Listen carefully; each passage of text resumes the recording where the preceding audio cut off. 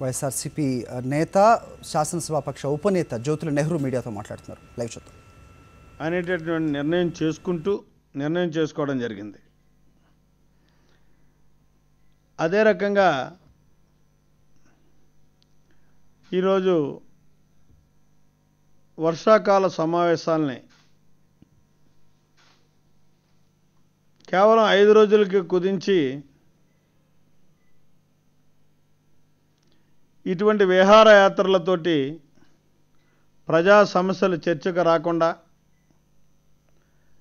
శాసనసభ్యుల్ని సంతృప్తిపరుస్తూ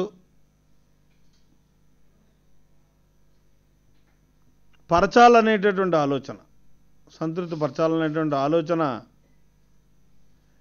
ఇది సబబు కాదు అని చెప్పేసి మా భావన. ఎందుకంటే ఈవేళ కనీసం 20 రోజులైనా సరే ఈ వర్షాకాల సమావేశాలని నిర్వహించి రాష్ట్రంలో ఉన్నటువంటి అనేక సమస్యలు ఈనాడు ఉన్నాయి. కరువు ఒక పక్క విలయతాండవం చేస్తుంది, రెండో పక్క రైతు యొక్క పరిస్థితులు చూస్తే చాలా అధ్వానమైనటువంటి కరువును ఎదుర్కోవడమే కాకుండా నీటి వనరులు ఉన్న దగ్గర కూడా వ్యవసాయం చేయడానికి ఆర్థిక పరిస్థితులు సహకరించక నానా ఇబ్బందులు పడుతూ ఈ అన్నిటినీ తట్టుకుని అతను వ్యవసాయం చేస్తే గిట్టుబాటు ధర రాక, ఆ గిట్టుబాటు ధర వస్తుందనేటటువంటి నమ్మకాన్ని ప్రభుత్వం కలిగించలేక